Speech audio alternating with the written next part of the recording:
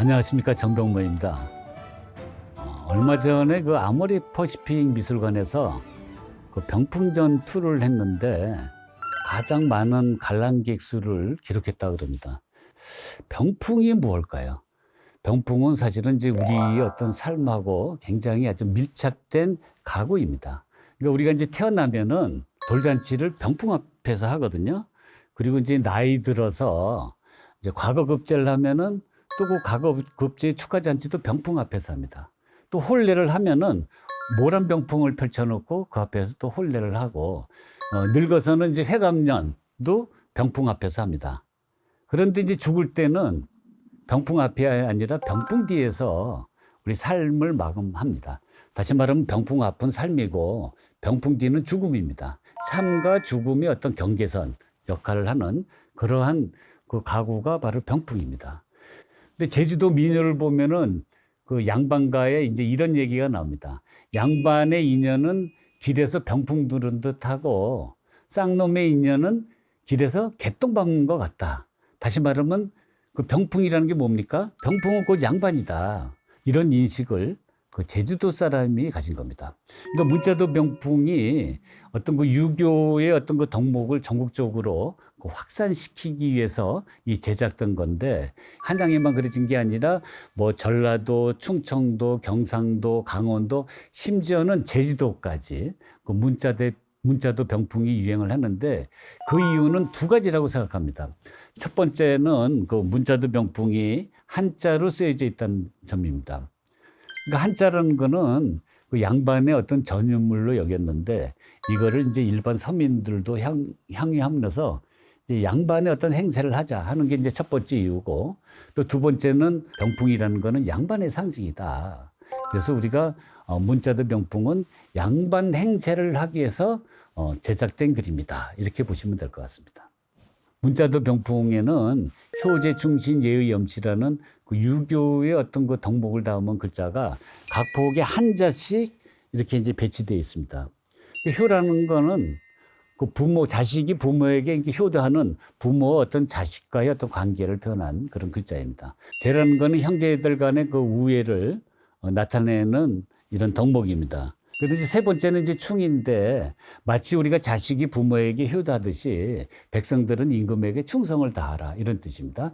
신이라는 거 우리가 이제 그 인간관계에서 가장 중요한 어떤 신뢰인데, 지금도 보면은 가장 가까운 사람들이 배반해가지고 여러 가지 뭐 사회적인 무리를 일으킨 일이 많습니다. 그리고 또 우리가 인간으로서 가장 중요한 거는 그 예의입니다. 인간과 짐승을 그 구분할 수 있는 가장 근거가 되는 건 예의 범절이 있느냐 없느냐 하는 사회의 어떤 규범입니다. 의라는 거는 최근에도 보면은 우리가 정의란 무엇인가라는 책이 베스트셀러가 될 정도로 지금에서도 어떤 정의에 관한 어떤 갈증, 목마름이 크다고 볼 수가 있습니다. 또 염은 뭔가 그 공무원 같은 이러한 공직에 있는 사람들이 지켜야 할 어떤 그 청년 결백한 그러한 어떤 자세를 얘기하는 겁니다. 치라는 거는 그 부끄러워하는 마음입니다. 바로 인간이 이런 금수와 다른 점은 뭐냐면 부끄러워할 줄 알아야 된다. 그 유교의 어떤 그 이념을 그 알리는 어떤 수단으로 삼은 것이 바로 문자도 병풍입니다. 그 초창기의 그 문자들 보면은 굉장히 크기도 크고, 그리고 이제 굵은 회의 그 해서 안에 각 그 덕목에 관련된 그 이야기들을 뭐 3개, 4개 또는 어떤 경우는 뭐 하나를 집어넣은 일종의 또 인물화입니다. 지금 효자를 보시면은 여러분 그 동글동글하게 이제 이렇게 나열해 놓은 것이 바로 그 이야기의 어떤 그 주제입니다. 그래서 여기는 이것이 이제 4개가 있기 때문에 효자 안에 4개의 이야기를 담은 겁니다. 첫 번째를 보시면은 그 왕상이라는 그 효자가 있습니다. 그 어머님이 계모입니다. 계모에게도 효성을 다했다 하는 점에서 우리가 이제 효자의 어떤 대표적인 사례를 이렇게 드는 겁니다. 근데 겨울철에 그 어머님이 그 잉어가 먹고 싶다는 거예요. 그래서 이제 왕상이라는 그 어린아이가 강물 갔더니 강이 꽁꽁 얼은 거예요. 그래서 이제 집에서 이제 도끼를 들고 와가지고 그걸 아무리 그 깨도 거기 흠집만 나지 그 깨지질 않잖아요. 그래서 이제 털썩 주저앉아서 울었더니 하늘이 감화감동해서 이 두꺼운 얼음 위로 잉어가 점핑업해서 올라오는 거예요. 그래서 이제 그거를 잡아서 어머님께 이제 데려드렸다 하는 그 이야기가 바로 그 왕상빙어입니다. 두 번째는 그 맹종이라는 그 효자 이야기입니다. 근데 맹종의 어머니도 우리가 왕상처럼 또 계모입니다. 그리고 또 이제 똑같이 또 겨울철에 그 죽순이 먹고 싶다 그러는 겁니다. 그래서 이제 겨울에 이제 죽순이 날 리가 없잖아요. 그러나 어떻든 간에 어머님의 뜻에 따라 가지고 대나무 밭에 갔더니 대나무가 이제 눈으로 다 덮여 있는 거예요. 그리고 죽순은 당연히 이제 보이지 않고요. 그래서 또 이 맹종도 또 왕상처럼 털썩 주저앉아서 울었더니 또 하늘이 감동해서 그런 그 눈 위로 또 죽순이 솟아나서 그걸 캐서 어머님께 가져다 드렸다 하는 이야기가 그 두 번째 펼쳐져 있습니다. 세 번째는 그 황상이라는 그 효자 이야기입니다. 중국 사람들은 이제 그 침상 생활을 하는데 여름에 이제 땀이 배니까 미리 이제 그 황상이라는 어린아이가 그 부채질을 해서 침상을 좀 이렇게 시원하게 만들고 또 겨울철에는 또 미리 들어가서 몸을 데쳐서 이렇게 따뜻하게 만들었다는 그 효자의 이야기입니다. 그 다음에 이제 네 번째는 중국에서 이제 가장 큰 효자인 대효라고 하는 그 순임금입니다. 순임금은 그 어렸을 적에 이제 그 이복 동생하고 같이 자랐는데 이복 동생이 몇 번이나 순임금을 죽이려고 했습니다. 그럼에도 불구하고 순임금이 이제 왕이 됐을 때 그 이복 동생을 죽이지 않고 다 이렇게 널리 그 용서를 했기 때문에 순임금이 중국에서 가장 큰 효인 대효라고 얘기합니다. 그런데 이제 순임금이 어렸을 때는 또 오형금이라는 이런 악기를 잘 타고 또 음악을 좋아해서 그 순임금의 그런 낭만적인 모습이 바로 이제 네 번째의 어떤 그림 속에 이렇게 펼쳐져 있습니다. 이렇게 이제 크게 그려지고 어떤 이야기를 담은 이런 이제 그 문자도가 다시 또 이제 시대가 가면서 이렇게 작게 그려지고 상징화되고 기호화되는 이런 모습을 볼 수가 있습니다. 지금 보시면 이제 일획이 그 잉어가 그려져 있는데 이 잉어는 아까 말씀드린 그 왕상이라는 그 효자의 그 이야기를 그 잉어로 이렇게 표상을 하고 있는 겁니다. 그 다음에 이제 그 두 번째 건 이제 죽순이 여러분이 보이는데 죽순은 또 맹종의 그 효자 이야기를 얘기하는 거고 그 다음에 이제 네 번째 회계는 이제 부채가 보입니다. 부채는 또 황상의 그 부채가 되는 거고 또 마지막 획은 그 오형금으로 이렇게 이제 표현이 되어 있는데 오형금은 중국의 그 가장 큰 효자인 그 순임금을 나타내는 겁니다. 두 번째는 이제 제자입니다.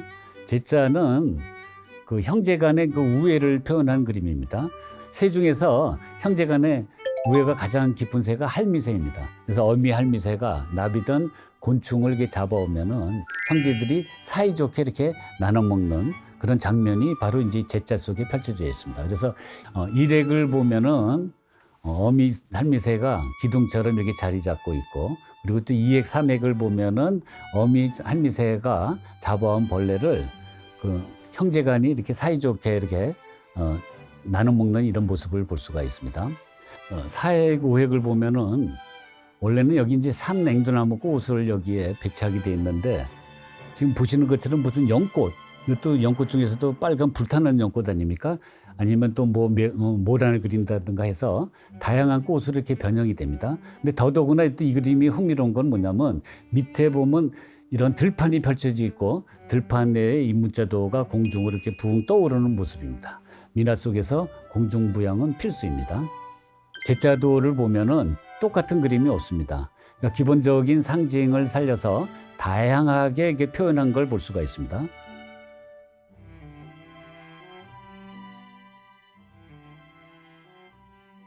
충이라는 거는 이제 백성이 임금에게 이제 충성을 다한 겁니다. 일획, 이획, 삼획을 보면은 그 용이 등장합니다. 그리고 또 그 밑에 보면은 이제 잉어가 있는데 이거는 그 유명한 그 등룡문 고사를 표현한 겁니다. 중국의 그 항하강에는 하류에서 360마리의 이제 잉어가 그 중류에 있는 그 용문을 향해서 올라갑니다. 근데 올라가는 사이에 그 360마리가 3,600마리가 됩니다.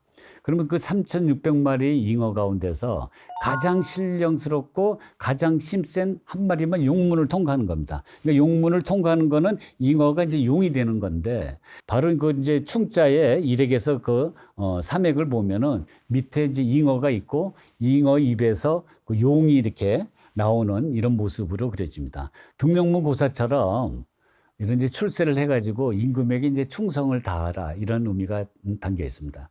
두 번째 그 충자도 버전은 그 새우가 등장하는 겁니다. 그러니까 새우가 등장하는 이유는 뭐냐면 신하가 임금에게 마치 우리가 새우등이 이렇게 굽을 정도로 충성을 다하라는 그런 의미고, 그리고 또 이제 그 사해견 이제 대나무가 그려지는데 대나무는 또 그 신하로서의 어떤 절개를 지켜라. 그리고 또 나머지 해에게 그 심자는 어떤 마음의 길을 이렇게 부드럽게 표현하고 있는 겁니다. 신자도에는 이제 새가 그 두 마리가 이제 등장을 합니다. 하나는 이제 청조라고 해서 그 서왕모의 어떤 그 메신저 역할을 하는, 그러니까 서왕모가 온다는 어떤 그 전가를 보여주는 새이고요. 그 다음에 이제 그 두 번째 새는 그 백안이라는 흰 기러기입니다. 한나라 때 이제 소무가 그 흉노족에 이렇게 잡혀갔습니다. 그래서 그 한무제의 그 아들인 소제가 그 소무를 이제 보내달라고 이제 흉노족한테 얘기했더니 흉노족은 소무 없다. 소무는 이미 죽었다고 이렇게 거짓말을 하는 겁니다.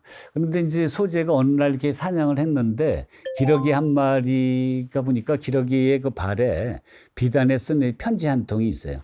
그래서 이제 그거를 펼쳐보니까 소무가 어느 목가에 살아있다는 내용입니다. 그래서 사신을 보내가지고 그 편지를 근거로 해서 소무를 돌려보내달라고 해서 소무가 살아왔다는 그 이야기를 그린 것이 바로 흰 기러기입니다.